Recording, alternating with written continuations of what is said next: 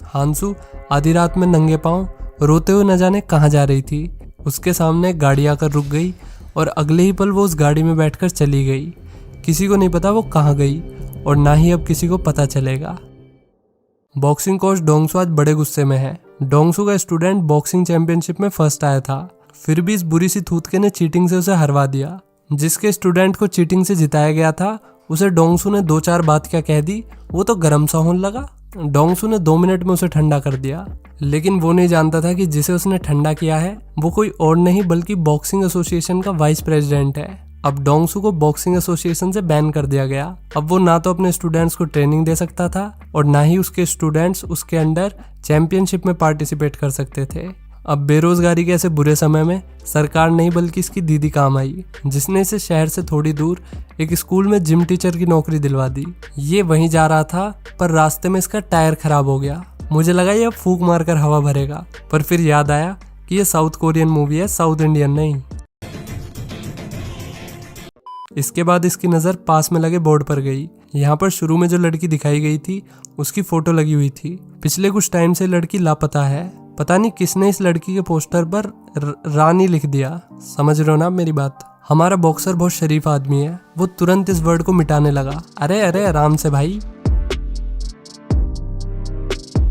Dongsu के लिए जगह बिल्कुल नहीं है। यहाँ आते ही इसने सबसे पहले क्या देखा कि 3 लड़की मिलकर एक लड़की को बुली कर रही है। ये है किम, ये हांसू की बेस्ट फ्रेंड है। इस विलेज में एक लौती है जो हांसू को ढूंढने की कोशिश कर रही है। इन छपरियों ने हांसू का पोस्टर फाड़ा था, इसलिए किम इनसे भिड़ गई। डोंगसू ने ये देखा तो वो यहाँ पर नेता बनने आ गया। ए बच्चा पार्टी, लड़ाई बंद करो और घर जाओ। ओह हेलो अंकल, आपसे किसी ने मदद मांगी क्या? दूसरों के मामले में टांग मत अड़ाओ। लेकिन तुम तीनों मिलके इसे परेशान कर रही हो। आप दूर से देख के लोगों को जज नहीं कर सकते। डोंगसू भी लाइक। इसके बाद किम हांसू के घर उसकी दादी से मिलने जाती है। हांसू के जाने के बाद अब किम ही उसकी दादी का ख्याल रखती थी। दादी हर वक्त इसी बात को लेकर चिंता में रहती कि हांसू इस वक्त न जाने कहाँ होगी और किस हाल में होगी, उसने खाना भी खाया होगा या नहीं। हांसू की बनाई हुई पेंटिंग देखकर किम उसकी यादों में खो गई, जहाँ वे दोनों बहुत खुश थी। तुम हमेशा बटरफ्लाइज की पेंटिंग क्यों बनाती हो? क्योंकि वे आज़ाद है। मैं भी बड़ी होकर ऐसी बनना चाहती हूँ जैसी बटरफ्लाइज होती है। मैं खुलकर अपनी जिंदगी को जीना चाहती हूँ।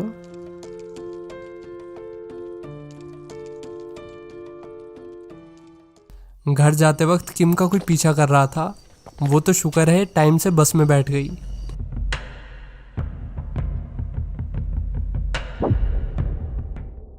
तुम्हें साईं जिम के साथ बच्चों से फीस भी निकालनी है, क्या तुम ये कर सकते हो? सर मैं पहले क्रेडिट कार्ड कंपनी के लिए पैसे वसूलता था, तो मुझे कोई प्रॉब्लम नहीं होगी बच्चों से पैसे लेने में। A few moments later. हे सुनो, तुमने अभी तक फीस जमा नहीं करी। कर दूंगी। फीस नहीं दी तुमने अभी तक। खाना तो खाने दो सर। सर पहले पेट पूजा बाद में काम दूजा। तो मुझे कोई प्रॉब्लम नहीं होगी बच्चों से पैसे लेने में। डोंगसू का पहला दिन स्कूल में बहुत बुरा जा रहा था। सब उसे क्रीप समझ रहे थे। एक तो उसका शरीर इतना तगड़ा, बच्चियों ने तो उसका निकनेम भी गोरिल्ला रख दिया था।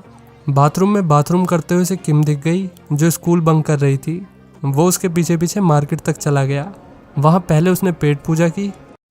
हाँ ये कर लो पहले। फिर उसे खिलौने जीतने वाला गेम दिख गया। किम ने भी उसे गेम खेलते हुए देख लिया। वो एक खिलौना जीत के खुश तो ऐसे हो रहा था जैसे उसने क्या ही अचीव कर लिया हो। इससे हमें पता चलता है कि डोंगसू बाहर से कितना ही सख्त हो मगर अंदर से वो बिल्कुल बच्चा है। पास में ही पॉलिटिशियन जैंग आने वाले इलेक्शंस के लिए स्पीच दे रहा होता है। वहीं डोंगसू की नज़र किम पर पड़ी। वो उसका पीछा करते हुए एक बिल्डिंग के पास आ गया। किम यहाँ हांसू के बारे में पता करने आई थी। ये जगह अच्छी नहीं मानी जाती क्योंकि यहाँ पर गैंगस्टर्स और प्रोस्टिट्यूट्स का आना जाना लगा रहता है, इसलिए इन लोगों ने इसे यहाँ से जाने के लिए कहा। तभी डोंगसू भी यहाँ पर आ गया। किम जबरदस्ती ऊपर चली गई। डोंगसू भी उसके पीछे पीछे आ गया। उसने फुल बदमाशी दिखाते हुए लड़की का हाथ पकड़ा और उसे यहाँ से ले गया। डोंगसू उसे घर तक छोड़ने वाला था मगर वो बीच रास्ते में उतर गई। अब किम यहाँ से पैदल घर जा रही थी। ये कार किम का पीछा कर रही होती है। एक बार को लड़की ने सोचा कि ये उसका वहम है, लेकिन अगले ही पल उस कार में से एक नकाबपोश आदमी उतरा और उसने किम को बेहोश कर दिया। किम का फ़ोन डोंगसू की कार में छूट गया था, इसलिए वो उसका फ़ोन वापस देने के लिए वहीं आ जाता है। इससे पहले कि नकाबपोश आदमी किम को किडनैप करता, डोंगसू वहाँ गया। डोंगसू को देखकर नकाबपोश वहाँ से भाग गया। अब ये हॉस्पिटल आ गए, पुलिस भी यहाँ पहुँच गई थी। इंस्पेक्टर इस घटना को लेकर कुछ सीरियस नहीं लग रहा था, और जब किम ने कहा कि वो नकाबपोश आदमी उन्हीं लोगों ने भेजा होगा जिन्होंने हांसू को किडनैप किया था, इस बात को तो पुलिस वाला और हल्के में लेने लगा कि हाँ, कार्रवाई चल रही है। ये कहकर उसने हांसू वाले केस को टाल दिया। जब डोंगसू ने अपने हवलदार दोस्त से पूछा कि पुलिस हांसू के केस को लेकर कुछ कर क्यों नहीं रही, हवलदार ने उसे बताया कि हांसू के केस में अभी तक कोई ऑफिशियल कंप्लेंट दर्ज ही नहीं हुई, इसलिए पुलिस कोई एक्शन नहीं ले रही और ना ही कोई उन पर एक्शन लेने का दबाव है। इसलिए डोंगसू ने खुद एक ऑफिशियल मिसिंग कंप्लेंट लिखी और उस पर हांसू की दादी के साइन करवा के अपने पुलिस वाले दोस्त को दे दी। अब वो वापस स्कूल आ जाता है। यहाँ डोंगसू साइड में बैठे आर्ट टीचर को नमस्ते करता है और आर्ट टीचर का रिएक्शन ऐसा है जैसे डोंगसू ने उसे गाली दे दी हो। मैंने पुलिस में कंप्लेंट कर दी है, अब तुम्हें खतरा उठाने की कोई ज़रूरत नहीं है, पुलिस हांसू को ढूंढ लेगी। आप ऐसा इसलिए कह रहे हैं क्योंकि हांसू आपकी कुछ नहीं लगती। बताइए, अगर वो आपकी बेटी होती तो क्या आप हाथ पे हाथ धर के बैठ सकते थे? मेरा वो मतलब नहीं था। मैं हांसू को ढूंढ के रहूंगी, चाहे कुछ भी हो जाए। ये कहकर किम यहाँ से चली गई। वो बेचारी बहुत उदास थी और उसे सहारा देने आर्ट टीचर पहुँच गया। आर्ट टीचर से बात करके किम को अच्छा लग रहा था, पर यह डोंगसू को अच्छा नहीं लग रहा था क्योंकि वो आर्ट टीचर को पसंद नहीं करता। तभी डोंगसू की नज़र एक खिड़की पर पड़ी जहाँ से धुआं निकल रहा था। वो लड़कियों को धप्पा करने गर्ल्स वॉशरूम में घुस गया। डोंगसू सिगरेट ढूंढता रह गया और इतने में लड़कियां चली भी गई। सिगरेट तो मिली नहीं, पर उसे वहां पर कैमरा मिल गया।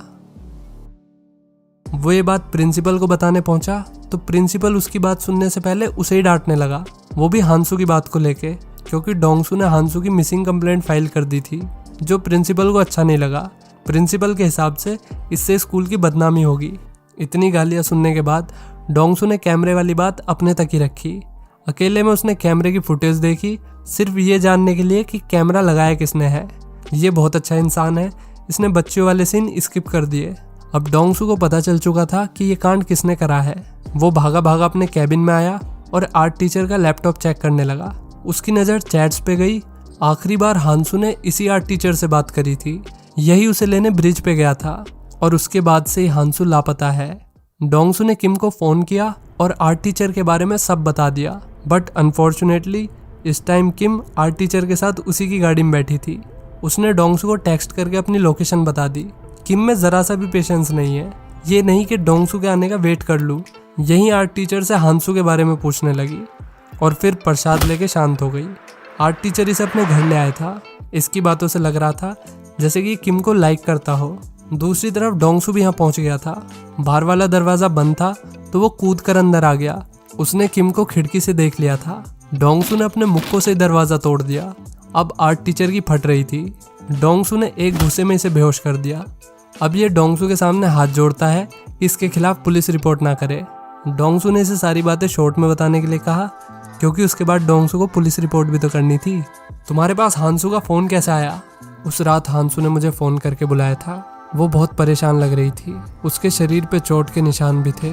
वो पेट्रोल पंप पे उतर गई और उसने मुझसे कहा कि कुछ लोग मुझे लेने आ रहे हैं, आप अब जा सकते हो। मुझे कुछ नहीं सूझा उस टाइम पर और मैं वहाँ से चला गया। लेकिन थोड़ी देर बाद मेरा हृदय परिवर्तन हुआ और मैं वापस पेट्रोल पंप पर आ गया, पर वहाँ पर कोई नहीं था। वहीं के बाथरूम में मुझे उसका फ़ोन मिला। इसके अलावा मुझे कुछ नहीं पता। इसके बाद आर्ट टीचर को जेल में डाल दिया गया। इतने सारे एविडेंस होने के बावजूद भी पुलिस वाला ये मानने को तैयार ही नहीं था कि हांसू को किडनैप किया गया है। हांसू का जिक्र होते ही पुलिस वाले ने बात खत्म कर दी। डोंगसू के जाने के बाद हम देखते हैं कि पुलिस वाला किसी को फ़ोन करके सावधान रहने के लिए बोलता है। इससे ये तो पता चलता है कि किडनैपिंग किसी और ने ही करी है और ये पुलिस वाला भी उससे मिला हुआ है। इसके बाद स्कूल का चेयरमैन, जो कि सेम पॉलिटिशियन है जो इलेक्शंस के लिए स्पीच दे रहा था, उसने डोंगसू को स्कूल से निकाल दिया, सिर्फ इसलिए क्योंकि वो हांसू के केस के बारे में ज़्यादा ही दिलचस्पी ले रहा था। इसके बाद डोंगसू के पुलिस वाले दोस्त ने उसे बुलाया। पुलिस को हांसू की डेड बॉडी मिल गई थी। किम अपनी सबसे अच्छी दोस्त के लिए बहुत रोई। पहले कम से कम उसे उम्मीद तो थी कि हांसू मिल जाएगी, लेकिन अब तो उसकी दोस्त हमेशा के लिए उसको छोड़ के चली गई। डोंगसू समझ रहा था कि अब किलर किम को अपना निशाना बनाएगा, क्योंकि इस वक्त किलर को सिर्फ किम से खतरा था। दूसरी तरफ डोंगसू के पुलिस वाले दोस्त को दिखाते हैं जिसने चेयरमैन के मुंह से कुछ ऐसा सुन लिया जो उसे शायद नहीं सुनना चाहिए था। इसके बाद उसने खुद अपनी इन्वेस्टिगेशन शुरू कर दी। उसने हांसू का फ़ोन निकाल के उसे रिपेयर करा दिया। फ़ोन ठीक होने के बाद जब उसने कॉल हिस्ट्री देखी तो उसे एक लड़की का नंबर मिला। वो डोंगसू को उस लड़की के बारे में बता ही रहा था, तभी पीछे से किसी ने उस पर हमला कर दिया।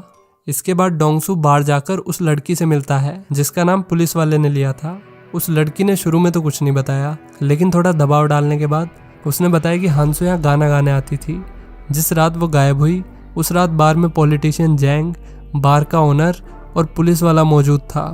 परफॉर्म करते टाइम हांसू के पास हॉस्पिटल से कॉल आया कि उसकी दादी बहुत बीमार है और उसे जल्दी हॉस्पिटल जाना होगा।